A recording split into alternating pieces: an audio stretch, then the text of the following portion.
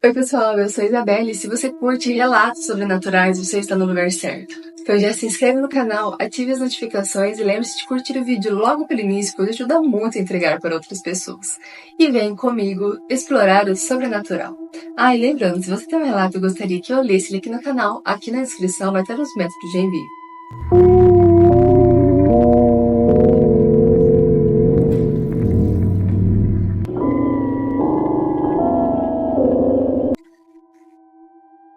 Vamos então para o primeiro relato de hoje. O relato se chama Deixando Aqui o Meu Relato.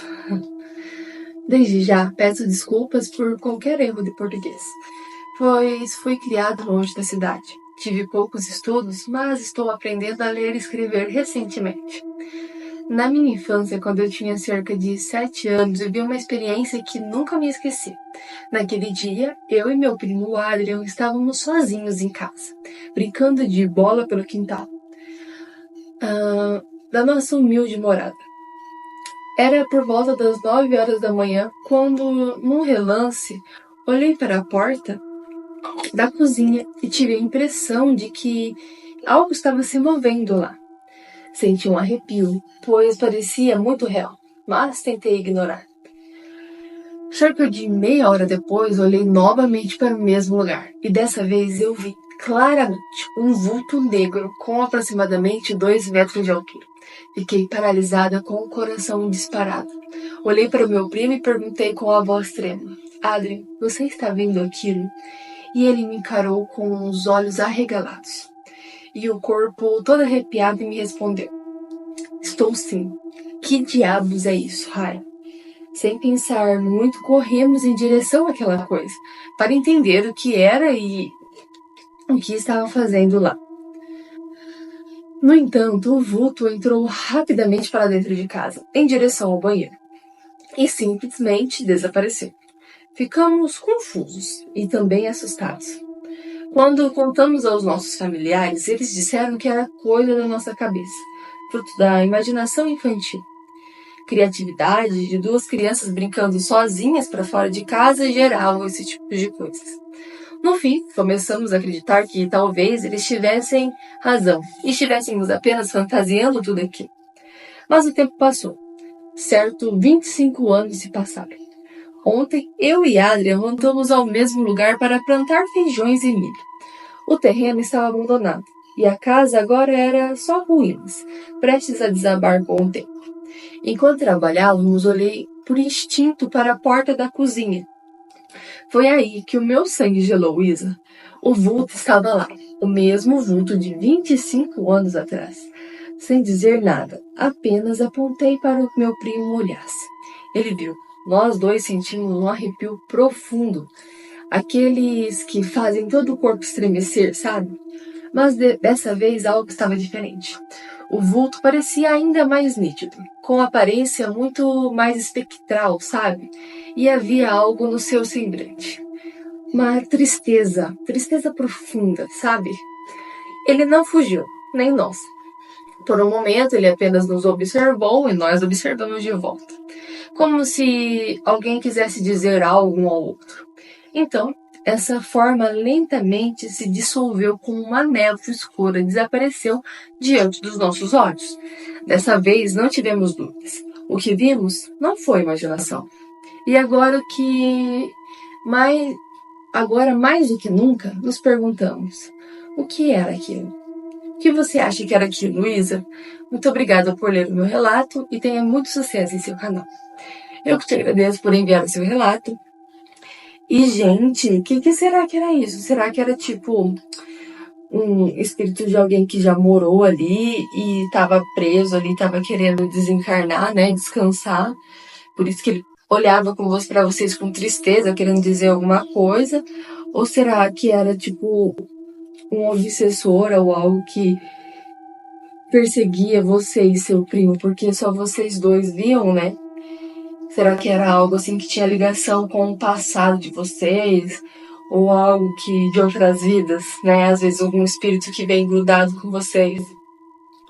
Mas muito interessante, mesmo depois de 25 anos que vocês viram eles, depois vocês estavam lá sozinhos de novo, vocês viram a mesma, né, sombra ali, o mesmo ser. bem na frente de vocês, depois que vocês já tinham crescido, para provar que não é imaginação de criança, que não era o cérebro de vocês pregando peças em vocês. Achei muito interessante. Se tiver mais relatos, pode mandar que eu vou adorar estar lendo eles aqui no canal. E vamos então para o nosso próximo relato de hoje. A oferenda. Em meados de 2020, eu vivi uma situação que, infelizmente, é meio que comum nos dias de hoje.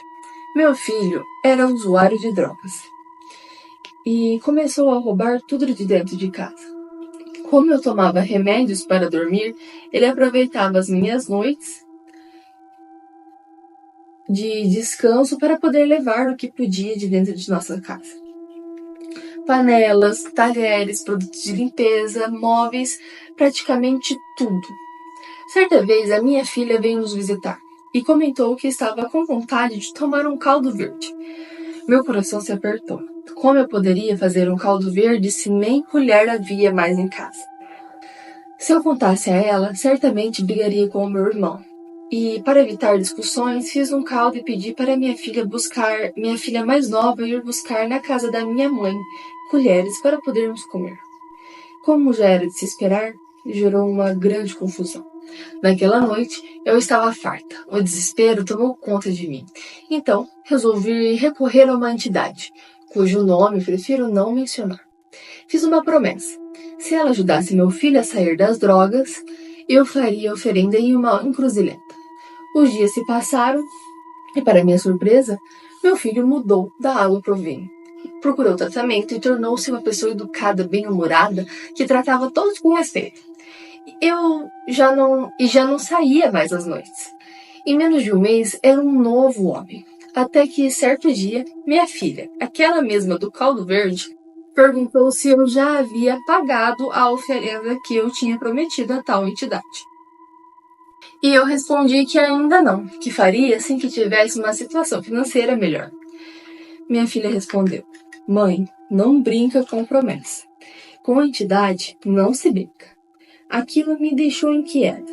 Então, sem mais adiar, comprei os itens necessários e naquela mesma noite seguimos para uma encruzilhada.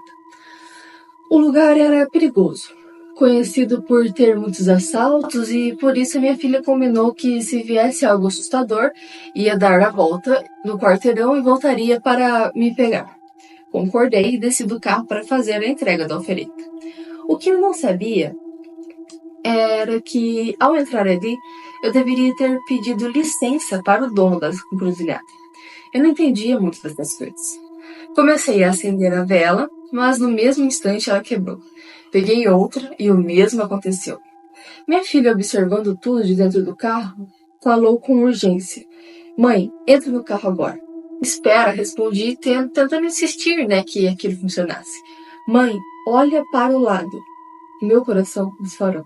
Ao virar o rosto, vi uma figura de aproximadamente 2,5 metros. Era alta, com formato humanoide, vestindo roupas maltrapilhas, e algo que parecia com um turbante em sua cabeça. Eu não pensei 2 vezes, larguei tudo no chão e corri para o carro. Minha filha arrancou com tanta pressa que o carro chegou a cantar pneu. No silêncio tenso, quando olhei do carro para ela, perguntei: Você viu o que eu vi? Ela apenas respondeu: Eu acho que sim, mãe. Naquele momento, comecei a rezar, pedindo para Nossa Senhora nos proteger, nosso lar e todos ao nosso redor. Mas havia um medo ainda maior dentro de nós. E se aquela entidade tivesse vindo conosco? Era tarde da noite, e demos várias voltas no quarteirões antes de finalmente voltarmos para casa. Nunca contamos a ninguém sobre o que vimos naquela encruzilhada. Seguimos com as nossas vidas. Mas, 2 meses depois, meu filho voltou para as drogas. Aquele breve momento de transformação não durou. E até hoje me pergunto: foi uma bênção interrompida ou um preço não pago? Obrigado por ler o meu relato e peço respeito a todos. Eu te agradeço por enviar esse relato e é meio complicado a gente opinar, nesse caso porque, assim, são coisas que interfere tanto nas religiões de outras pessoas, tanto da forma que você fez, né, essa promessa. Não se sabe para quem você fez a promessa, se você fez direcionado realmente à entidade certa, se foi a outra. Pode ser porque você não pagou, né, o preço, saiu correndo, não terminou a oferenda. Isso tenha prejudicado você também. Então, se você não cumpriu com a sua parte, ele também não vai cumprir com a parte dele, né, de te ajudar. Mas, de certa forma, é um relato bem interessante. De certa forma também educativo, né? Se você prometeu algo a alguém, a um espírito, seja lá para quem você tenha oferecido, né, essa promessa. Tem que cumprir, gente. Tanto para o ser humano, tanto para entidades, para quem for. Você tem que cumprir com a sua promessa. Não pode prometer e depois ir lá e ficar adiando, falando que quando der você faz. Porque você prometeu, é uma promessa, é uma dívida. Então tem que pagar, né, gente? É diferente se é para uma entidade ou para uma pessoa. Você tem que tomar cuidado com as suas promessas, que se você fez esse acordo, você tem que cumprir com ele.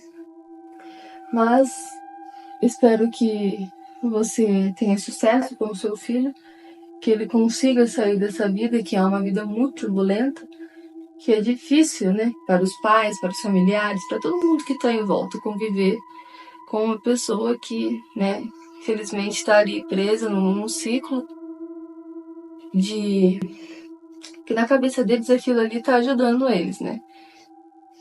É melhor, ajuda na tristeza, é como se fosse um tratamento de ansiedade, eles falam. Só que eles não veem que é a própria substância que está causando, né, essa ansiedade neles. Então eu espero que você tenha sucesso com o seu filho e que ele consiga sair dessa vida. Mas muito obrigada por ler esse relato e vamos então para o nosso próximo relato de hoje. O menino feio. Quando eu era criança e morava no Japão, tinha algo que me atormentava profundamente. Na casa que a gente morava, eu via um menino. Mas ele era muito feio. O rosto dele era bem distorcido, os olhos fundos e vazios. Ele sempre parecia nos piores momentos. Eu não sabia explicar. Só sabia que ele me assustava e eu falava para todo mundo que iam em certos lugares da casa que não eram para eles irem em certos lugares da casa, pois o menino feio estaria lá. Mas o pior lugar era a cozinha. Minha mãe sempre fazia minha mamadeira lá. Mas eu não ia de jeito nenhum para buscar. Ficava paralisada só de pensar em entrar naquele cômodo. Porque o menino sempre parecia lá, parado no canto, me olhando. Minha mãe ficava frustrada quando me chamava e eu falava que não ia, pois o menino feio estava lá. Pois ela achava que eu estava fazendo birra. Era uma sensação horrível, sabe? Porque ele só aparecia na nossa casa. E se a gente saísse, ou fosse visitar alguém, ou fosse para outro lugar, eu não via nada. Era só lá. E ele nunca fazia nada, apenas ficava ali me observando, mas isso já era mais do que o suficiente para me deixar apavorada. Eu não conseguia ficar sozinha em nenhum lugar, onde eu sabia que ele poderia aparecer. Até hoje, quando eu falo sobre isso, eu sinto o mesmo frio na espinha que sentia naquela época. Quando nos mudamos, isso simplesmente parou. Nunca mais ouvi aquele menino. E até hoje, não sei o que era aquilo. Obrigada por ler meu relato. Eu que te agradeço por ter me enviado seu relato. E Japão, né, gente? A gente vê muitas e muitas histórias desses seres do Japão. Não sei se é porque é como se diz, um país muito velho, que tem muita história, que aconteceu muita coisa. Parece que carrega nessa aura de ter esses seres meio diferentes. Inclusive, o meu filme que eu mais tenho medo na vida, que eu não assisto até hoje, que eu assisti uma vez e morro de medo até hoje, é O Grito. Então, assim, tenho vontade de conhecer o Japão? Tenho, mas morro de medo, porque eu já vejo as coisas naturalmente. Imagina no Japão. Ah, não, vamos deixar abaixo, né, gente? E vamos então para o próximo relato. A Casa Assombrada. Quando eu tinha 12 anos, minha família se mudou para uma casa antiga no interior. Ela era grande e com vários cômodos, que pareciam não ser usados há anos. E de cara, eu senti que havia algo estranho ali. Não demorou muito para eu começar a perceber que coisas que eu não conseguia explicar. Tudo começou com barulhos à noite, sempre por volta das 3 da manhã. Eu acordava com um som de passos no corredor. No início, eu achei que era meu pai ou a minha mãe que estivesse andando por ali. Mas quando eu levantava para olhar, não havia nada, nem ninguém. O corredor estava completamente vazio. Mesmo assim, eu ouvia os passos passando de um lado para outro, como se alguém estivesse andando lentamente. As coisas começaram a piorar quando alguns objetos começaram a mudar de lugar. Eu deixava uma coisa em um lugar e quando voltava estava em outro canto totalmente diferente da casa. Desculpa, gente. No começo pensei que era minha mãe, arrumando, mas quando perguntei, ela disse que não havia mexido em nada. Isso aconteceu várias vezes, até que um dia, enquanto eu estava sozinha na sala, a porta do quarto ao lado se fechou sozinha com muita força. Não havia vento, nada que explicasse aquilo. Fiquei paralisada sem saber o que fazer. Mas o pior aconteceu em uma noite quando estávamos todos jantando na cozinha. Ouvi o som de alguém correndo pelo andar de cima. Minha mãe e meu pai estavam se entreolhando. Na hora, porque todos estavam ali. Meu pai subiu para ver o que era, mas não encontrou nada. Só que os barulhos não paravam. Então, decidimos que todos íamos dormir juntos naquela noite. A coisa mais assustadora aconteceu algumas semanas depois. Eu estava sozinha em casa, fazendo a minha lição de casa no quarto, quando senti como se alguém estivesse observando. Quando olhei para o corredor, vi uma figura. Era uma sombra parada ali, sem rosto, sem corpo definido. Apenas uma silhueta escura. Fiquei congelada por um segundo. E quando finalmente consegui consegui me mover, corri para fora de casa. Depois disso, minha mãe chamou um conhecido que acreditava em coisas sobrenaturais. Ele foi até lá e andou pela casa. Fez algumas orações e disse que aquela casa guardava uma energia antiga, algo que tinha acontecido ali há muito tempo. Ele recomendou que nos mudássemos o mais rápido possível. E foi o que fizemos. Pouco tempo depois, encontramos outra casa e nos mudamos. Desde então, nunca mais tive nenhum problema. Desde então, nunca mais tive nenhum problema como aquele. Mas até hoje, quando penso naquela casa, sinto um calafrio percorrer o meu espinho. Obrigado por ler o meu relato e sucesso em seu canal. Eu que te agradeço por enviar o seu relato. E achei bem interessante. E assustador também, né, gente? Porque imagina vocês vão morar, né, numa casa e essa casa é assombrada. Você vai pra mudar de vida, pra se sentir melhor e tudo mais, e chega lá, a casa é assombrada e você não tem paz, só tormento. Morro de medo de mudar de casa por causa disso, de pegar uma casa assombrada. Mas é isso, gente. Esses foram os relatos de hoje. Espero muito que vocês tenham gostado. E lembrando, se você tem um relato e gostaria que eu lesse ele aqui no canal, aqui na descrição vai estar os métodos de envio. Muito obrigada a quem assistiu até aqui e uma boa noite e bons sonhos.